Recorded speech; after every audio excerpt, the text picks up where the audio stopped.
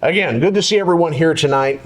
Very pleased to have the opportunity to speak here at this study, and excited about this topic as well. I think it can be a topic that we might consider basic or maybe a first principles, but there's actually quite a bit of material within this topic that sometimes some people have a lot of trouble with and they have a lot of issue with. And so a thorough and deep understanding of what the pattern of the assembly really is, I think can benefit Christians at every spot in their life, at every level.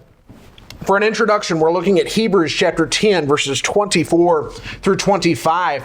And the Bible there says, "Let us consider one another in order to stir up love and good works, not forsaking the assembling of ourselves together, as is the manner of some, but exhorting one another, and so much the more as you see the day approaching." There are a lot of things that people today call church. A lot of people might look at a building such as ours and they say, look, there's a church over there. Or they look at the various denominations in this world. They might look at a live stream and say, here is church. Or they might say, you know, when the music hits just right, or when I start getting goosebumps, when I'm in a gathering of people, or maybe when I'm out in the deer stand, or I'm sitting on the lake and the light shines just right and I'm at peace, I'm at church. That's my church, some would say. But when the New Testament talks about church, it keeps pointing us back to something less abstract, less feeling, and far more demanding. It's people assembling together. And that tells us something important right out of the gate. That Christianity itself was never meant to be done in isolation. Christianity is not a one person or a singular venture. Worship was never meant to be an optional part of Christianity either, or improvised to suit personal desires. And so we're going to talk plainly this evening about the assembly of the church, what it means, what we do when we gather, the rules that govern it when we assemble, and why it matters, and then what it means to forsake the assembly. Before we start talking about these things, though, we need to ask kind of this basic question: what is the assembly of the church? When we say this word, we keep using this word assembly. To what are we referring? So the assembly of the church, we read about it in a couple of different passages. One of those is going to be in James chapter 2.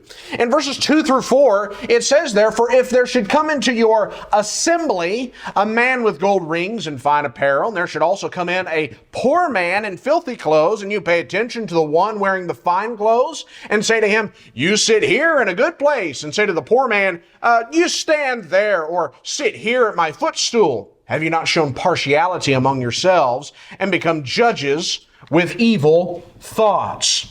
This passage shows very clearly that what they did in the early days when the New Testament was being written is very similar, I think, to what we are doing here tonight and what we do when we come together.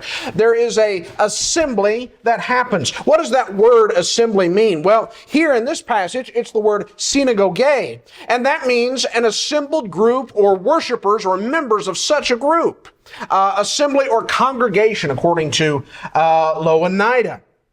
And this tells us a great deal about, I think, what it is. It is an actual assembled group. It's not just an abstract thought. There's another word that we use that maybe we're a little bit more familiar with. It comes from kaleo, meaning to call out, and ek, or meaning to call, and ek, meaning out, and that's where we get the word ekklesia. We see that used in various different passages. 1 Corinthians 11:18, for example. "For first of all, when you come together as a church, as an ecclesia, I hear that there are divisions among you, and in part, I believe it." In 1 Corinthians 11:20, it doesn't use the word ecclesia, but it says, "Therefore, when you come together in one place," it's this same idea. It's not to eat the Lord's Supper. And he goes on to explain what he means by that later in chapter 11. The ecclesia, coming together as a church, is the same thing as coming together in one place. In chapter 14 and verse 23 of 1 Corinthians, it says, "Therefore, if the whole church comes together in one place, and all speak with tongues, and there come in those who are uninformed or unbelievers, will they not say that you are out of your mind?" And so, when we look at this word, ecclesia, in this sense, it is a congregation of Christians, implying interacting membership. And there are some persons that have tried to see in the terms ecclesia, a more or less literal, meaning the called out ones. In fact, I had a sermon by that title. But this is not necessarily warranted either. And so what is this assembly? When we use this word and we talk about ecclesia, we talk about all these Greek terms. In layman's terms, in simple terms, it just means worship services or church services. And so oftentimes when we say we're going to church, it's a little bit of a truth and a little bit of a misnomer. We are going to a worship assembly. That's what it means. And part of the whole concept baked into the church is that we come together to worship. And when does the official assembly begin? When does services start? Simply when the assembly is called into order. Now, there are some, it might sound a little lame when we put it like that, but it starts when we say that it starts. All assemblies begin at a designated time. They're called in order at that time. Official recognition that the assembly is beginning. It's important to say that because there are some traditions about this in Roman Catholicism and Eastern Orthodox, and in their liturgy, they say that it has to begin in this way or in this manner. But there's nothing in Scripture that gives us a command or even an example of a specific set of instructions about how to begin a worship service. Therefore, it follows that assemblies, as we understand them, as is common, are called to order in whatever form that congregation has deemed orderly. We'll talk about the importance of that word orderly in a few moments. What makes the worship assembly different than just worshiping on your own? Some say, well, I'm worshiping my own way or at my own home. Well, it's because God asked for there to be an orderly assembly that comes together at a set time and place to worship as a collective. This is very important for us to understand. There are reasons for that we will notice later, but worshiping out on the lake or out in the deer stand is not what God requires. It is not good enough. We must assemble together. Well, what do we do when we come to an assembly and during the assembly? What is it all about? We're going to kind of rush through this. We can spend a lot more time discussing these individual things. They're worthy of their own discussion. But we sing and pray when we come together. 1 Corinthians 14:15 describes this. It says, I will pray with the Spirit, and I will also pray with the understanding. I will sing with the Spirit, and I will also sing with the understanding. This is congregational singing. We find that from Ephesians 5:19, and a prayer led by one on behalf of the congregation. We see this taking place within 1 Corinthians, the 14th chapter. We also see that teaching is something that takes place. In Acts 20 and verse 7, it says, Now on the first day of the week, when the disciples came together to break bread, Paul, ready to depart the next day, spoke to them and continued his message until midnight. We see that we're also supposed to have communion when we assemble together upon this first day of the week. We just read Acts 20 verse 7 that shows that this is the case. 1 Corinthians 11:33 says, Therefore, my brethren, when you come together to eat, wait for one another. And this is in the context of communion. This seems to be one of the primary reasons why the church assembles from Acts 20 and verse 7, from 1 Corinthians 11 and verse 33. Communion is at the heart of why we assemble upon the first day of the week. And then we see that there is a collection that is taken up upon the first day of the week. In 1 Corinthians chapter 16, Paul giving them instructions there in verse 1 says, Now concerning the collection for the saints, as I've given orders to the churches of Galatia, so you must do also. On the first day of the week, let each one of you lay something aside, storing up as he may prosper, that there be no collections when I come. There is no command or example of anything else really taking place. Now, during the days of the early church, there was prophecy that happened. This is what 1 Corinthians 14 highlights in particular. And there was time set aside for prophecy to take place, but that does not take place anymore today. There are no light shows that happen. There's no plays or pageants. These are not assemblies. There's no concert. There's no choir. There's no burning of incense. There's no set order of standing and kneeling and standing and kneeling again.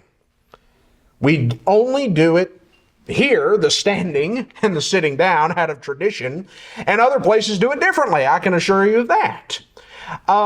There is, and we're not going to fault you if you don't stand when we stand for a song or when we sit down. That part doesn't matter biblically. What does matter, both what we do and the rules that govern the assembly. Let's notice that. What are the rules that govern the assembly? This is where we're going to turn to 1 Corinthians chapter 14, verses 26 through 35. And in this passage, I think it's very important to read this passage and understand what it's saying. It says, "How is it then, brethren, whenever you come together, each of you has a psalm, has a teaching, has a tongue, has a revelation, has an interpretation? Let all things be done for edification. If anyone speaks in a tongue, let there be two or at the most three, each in turn, and let one interpret. But if there is no interpreter, let him keep silent in the church and let him speak to himself and to God. Let two or three prophets speak, and let the others judge. But if anything is revealed to another who sits by, let the first keep silent. For you can all prophesy one by one, that all may learn and all may be encouraged. And the spirits of the prophets are subject to the prophets. For God is not the author of confusion, but of peace, as in all the churches of the saints. Let your women keep silent in the churches, for they are not permitted to speak, but they are to be submissive, as the law also says. And if they want to learn something, let them ask their own husbands at home, for it is shameful for women to speak in church." An additional verse is just a few verses down, which says, "Let all things be done decently and in order." That word is very important. So, we're given some guidelines. What are some rules that the assembly needs to follow? The first is that it must be orderly. We do not condone, nor do we practice, I don't believe, a chaotic worship service, such as we might have seen or might have even experienced, some of us, the Pentecostal church might do, or those of the charismatic movement might be a part of, where you will see, and there's all kinds of videos, you see people running around and jumping and hollering and babbling. And I don't say these things in a demeaning way. They are very sincere, but they are sincerely wrong in what they do, because this is chaotic. This is nothing like what the Bible instructs, where let all things are to be done decently and in order. The Holy Spirit is not coming upon these people, because the Holy Spirit would not cause a disorderly assembly and oppose the very words that He gave and He inspired. There is also supposed to be one speaker at a time. And this is something I think that we handle very respectfully. This is why I have been given the opportunity to speak, of which I'm very grateful. And I'm also very grateful for you as the audience to sit and listen and only have one speaker speak at a time. This is an honorable thing. It is also an orderly thing. And it's something that we are instructed here in this passage to follow. It also says that women aren't permitted to speak. Now, this is a difficult thing, particularly for our modern era. But this is, there could be a much longer lesson given about this. This has nothing to do with the fact that women are inferior. That's not being said implicitly or explicitly whatsoever. But this is simply the way that God has set it in order. And He gives the reasons there in 1 Corinthians chapter 14. It says, as the law says also. This was not some brand new thing that Paul was just making up. He's saying this as a rule. And this is what we abide by. It also follows that only members of the church may speak or lead in whatever capacity we choose to be talking about it. This whole section, verse 26, begins by talking to brethren. It's brethren. A brother is one who is a baptized member of the church. The unbeliever is allowed to be there. It says that specifically, and encouraged to be there, I would think, but as an observer, not as a leader or as an influencer of that assembly. It is to be done by brethren, only members of the church. Those are the rules. So, when do we assemble? What is the date or the time that we assemble? Well, when we assemble together, it's not just whenever we feel like it. It's not just on major holidays. You know, there's one coming up that a lot of churches are very particular to make sure that we assemble on Easter or on Christmas when it comes about. But what does the Bible have to say about this particular topic? Well, we've already noticed a couple of these passages already. Acts 20 and verse 7 says, "Now on the first day of the week, when the disciples came together to break bread." In 1 Corinthians 16 and verse 2, it says, "On the first day of the week, let each one of you lay something aside, storing up as he may prosper." It is the first day of the week, and in order to be a church, you have to assemble at least upon the first day of the week. What day is that? That's Sunday, as we count it in our calendar. The first day of the week, you have to assemble. You have a divine appointment at your local congregation, and it takes place every week. It's the same day. Some ask, well, why the first day of the week? There's a few different reasons aside from these two verses. For one, it's the same day that Jesus rose from the dead. The church was established also upon the first day of the week. We find that it was established on the day of Pentecost. And that was following a Sabbath day. It was on a Sunday, the first day of the week. And we see here command and example for the church collective to assemble together. This day was not given because it's the new Sabbath. That's an important point. We are not trying to recreate the Sabbath day by coming together upon the first day of the week. And it's not because it's just ancient Catholic Church tradition, as some might claim. But it's because of what the Scriptures show to be the day that they assemble. And of note, assembling with a local church isn't a suggestion if you are a Christian. If you have been baptized, you have to understand a little bit about the church, about the kingdom. And part of that understanding is that you have to join yourself to a local congregation and you have to show up. That's baked into the idea of what it means to be a Christian. Now, what about other assemblies? What about other assemblies throughout the week? Now, I struggled a little bit with this, thinking about them, because I find them to be very important. But important and commanded are two different things. On the flip side, we often treat them as optional or extra credit for the diligent person. Our opening text, though, of Hebrews 10:25, says that we aren't supposed to forsake the assembly. But that seems to be referring to only the assemblies that are commanded, that are necessary, like the first day of the week. While we, do have other assemblies, what we're doing here tonight is an assembly of the church. These are not commanded, like the first day of the week is. We could not bind these as commands, as they were never commanded in the first place. However, we should consider them to be invitations. Consider them to be opportunities to come together, to edify one another, as chances to exhort one another daily. That's what Hebrews chapter 3 and verse 13 describes. Invitations and opportunities. However, we do not say that every assembly that we have falls under the category of an assembly that one can't forsake.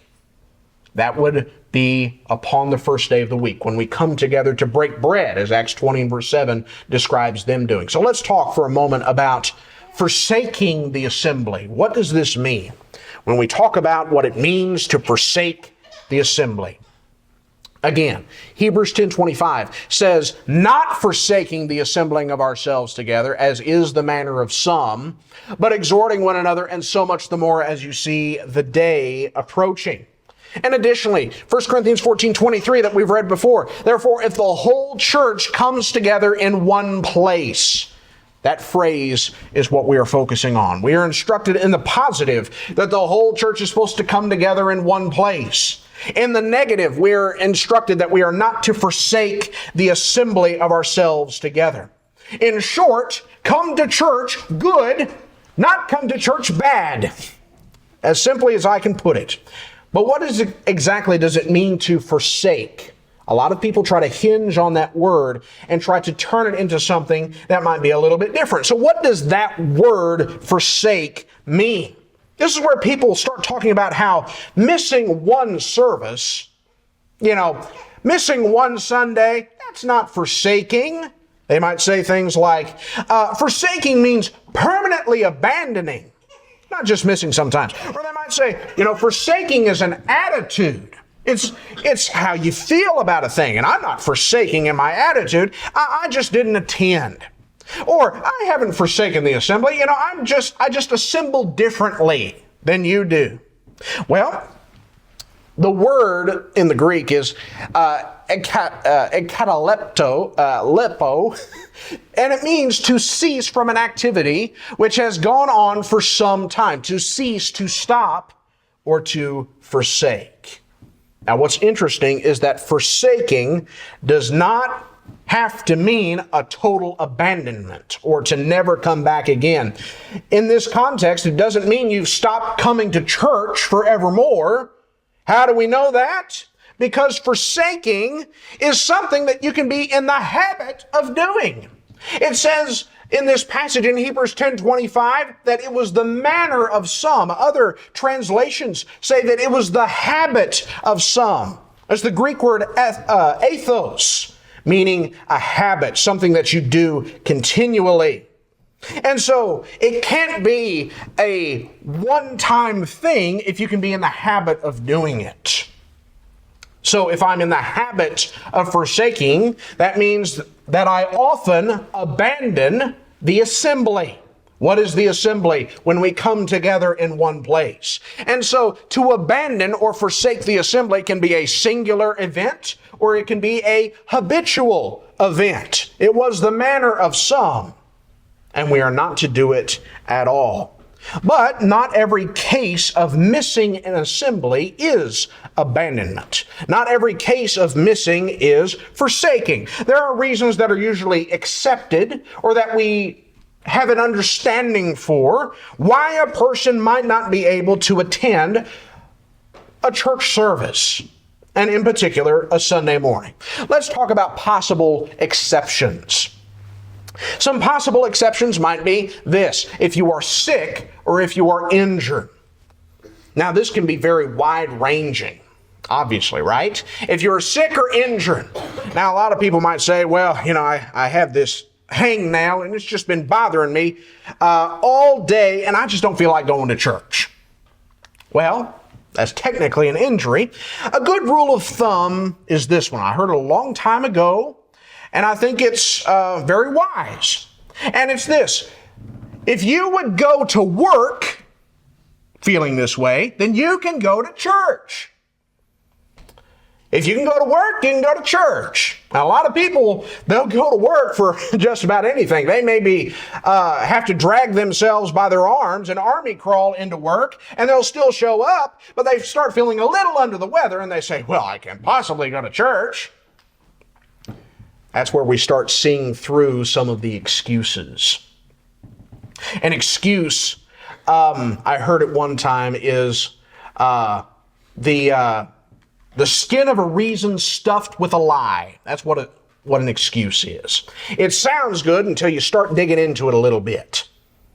A lot of people try to use excuses. If you can go to work, you can go to church. Another reason might be if you're immobile. And what I mean by that is maybe you're in the nursing home. Maybe you're seriously injured. Although Bart told me that one sister that has since passed away put it this way: she was in pretty rough shape. And she said, I can either be miserable at home or I can be miserable here at church. That's a pretty good way of looking at it, I thought. Another possible excuse would be what I would consider or call being providentially hindered. Now, when we say that, what's often described under this category is something like 3 foot of snow. You would call that being providentially hindered. Or a tornado comes through and wipes out the church building. Or a hailstorm happens, or the road floods. And along these lines, these are things that are beyond our control. That's why we call it providence or providentially being hindered. Another example would be a crisis situation. For example, on November the 30th, I wasn't here at worship services. And we felt a little bad about that, my wife and I, but you know what? My wife was having a baby. And I thought that was a pretty good reason to, be with her. And she agreed. That would be one example. Or perhaps you have a heart attack. Or perhaps there's a stroke that happens. Or you're on your way to worship services and there's a car crash right in front of you. Now, what are you expected to do? Are you expected to swerve around so you can get to worship services on time? Or are you going to stop and help the person that is in this car crash and make sure that they're okay? That is the thing that needs to be done, a crisis situation. And I think within all of this, we read the last verse there, 1 Corinthians chapter 11. It says, tarry for one another, wait for one another. Just because we have an orderly assembly does not mean that it cannot be altered just a little bit to make sure that our members can be a part of it and still follow the rules of the assembly, still have it on the day in which we are shown that the assembly is to take place. If there's a crisis situation, we handle the crisis and we make sure, as best we can, that we still try to attend the worship service. Well, the last one we'll notice is caring for the needy or those who cannot take care of themselves. And what I'm referring to here, as so many parents know, is maybe you have a sick child.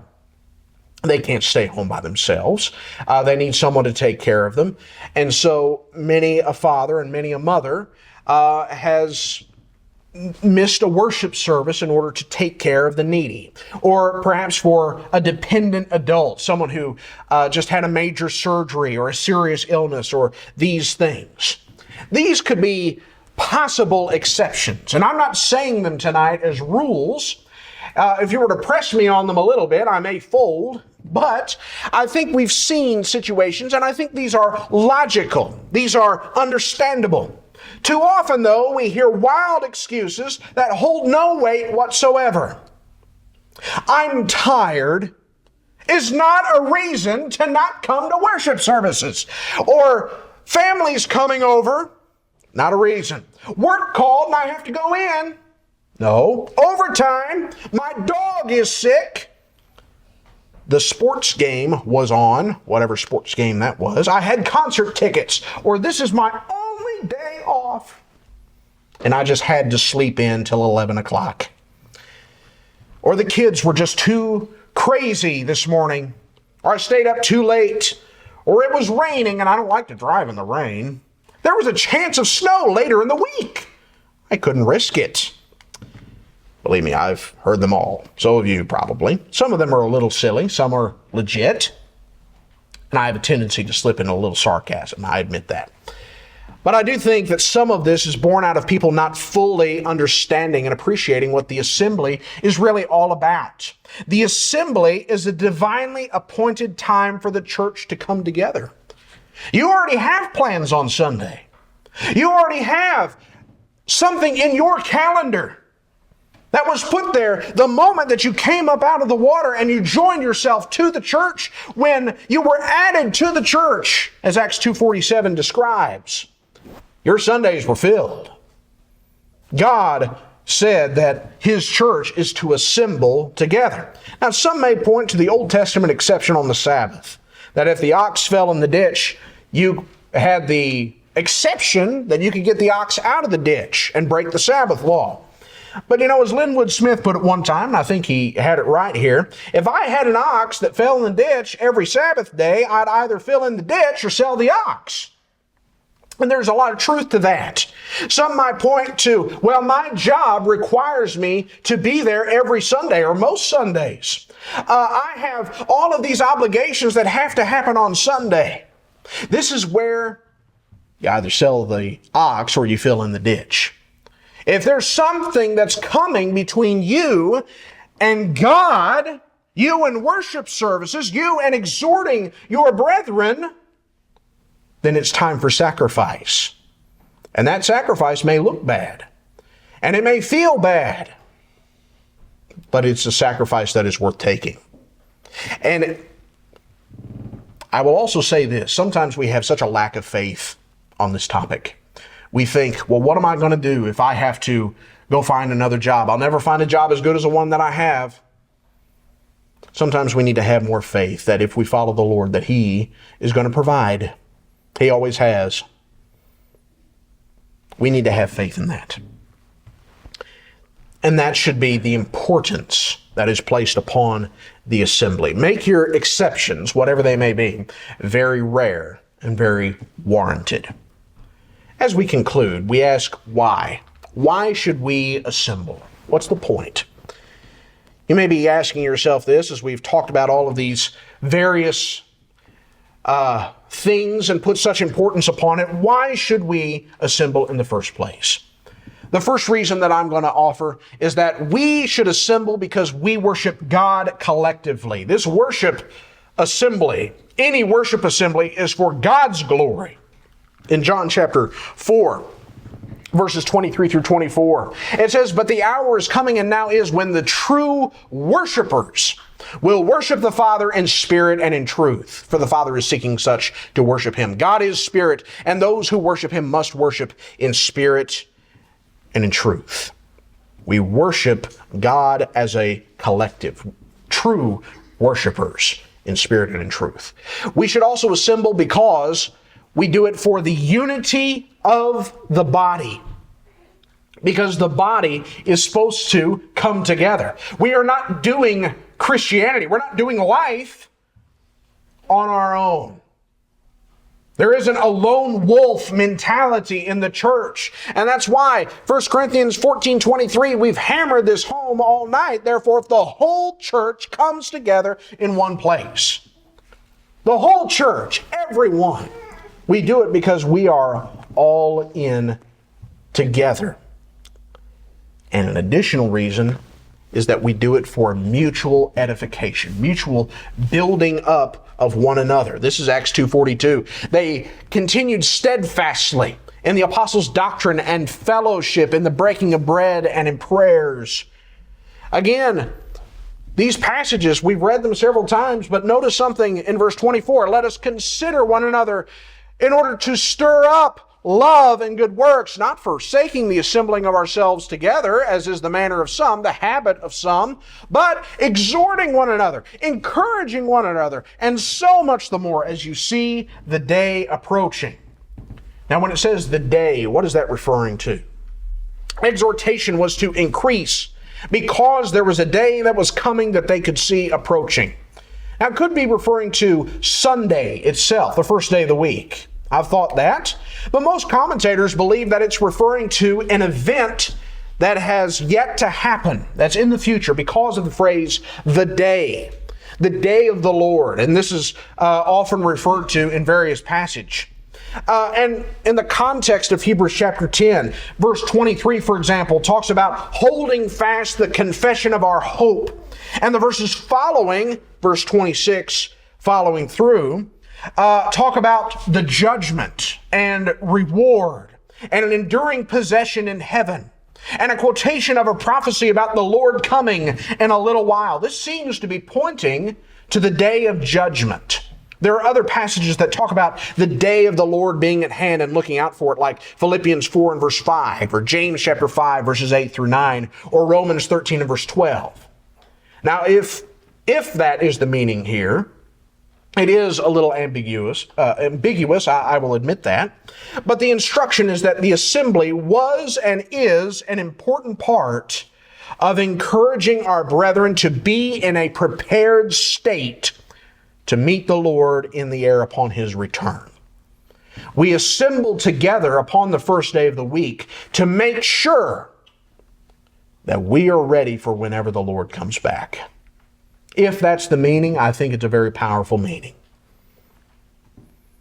Now, some might say these are 3 reasons. We do it to worship God. We do it for the unity of the body. We do it for mutual edification. But some might say something like this. Why not just use online church? Now that became very popular around 2020. We know why. And so many churches have just continued that and have never stopped having online church. Now, why not? First, is that an assembly as we've discussed it here tonight? No. This is why I hammered so hard on 1 Corinthians 14:23. When you all come together in one place. It's a place. And there is a reason we come together, and it is not to observe.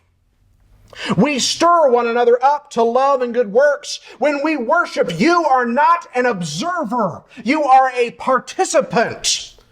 You are doing something when you come here. And if you think that you can just come here and sit like a bump on a log, you are mistaken. This is not what the Scriptures talk about or define. The church is not an audience gathered to watch something happen.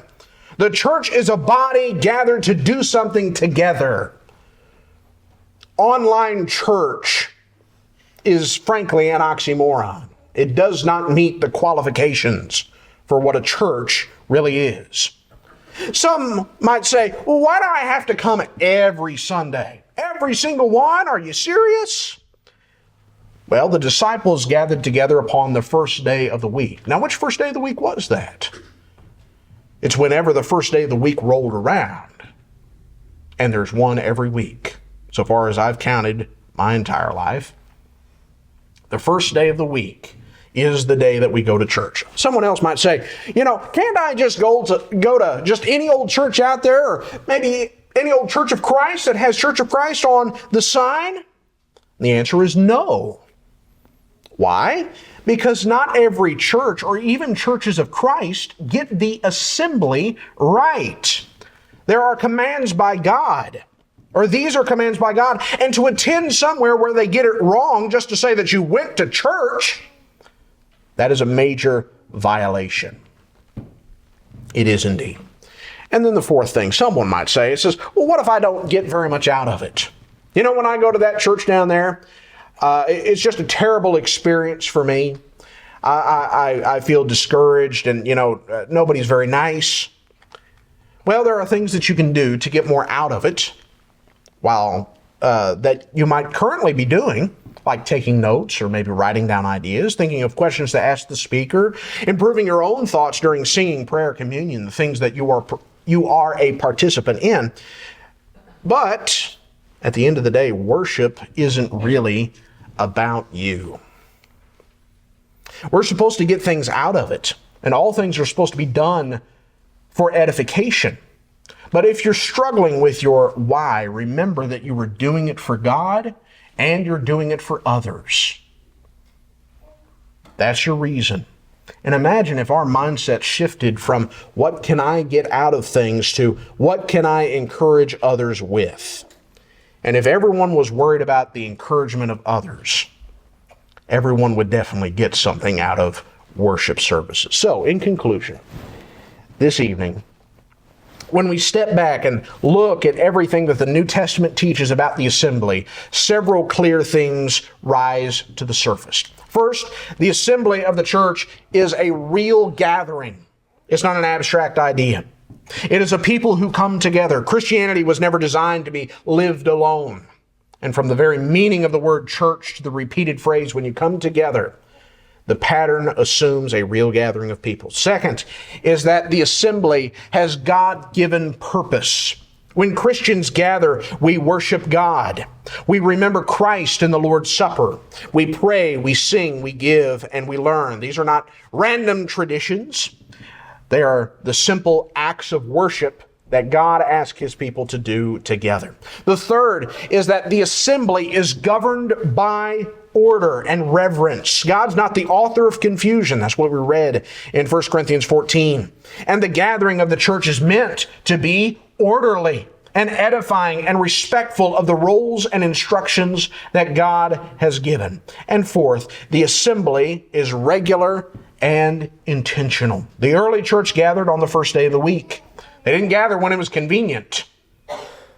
And think about that. There was a lot of time for them that were not convenient. But they gathered together anyway. Not because they had it easy. They most certainly did not. But because it was a standing appointment with God and his people. Finally, the assembly matters because of what it does for the people of God. When we gather, we strengthen one another. We stir one another up to love and good works and help each other stay faithful as we see the day approaching. So when the church assembles, something bigger than just a meeting is happening. We are worshiping our Creator. We are remembering our Savior. We are strengthening his people, and we are preparing one another for the eternity that is to come. Thank you. Those are my thoughts.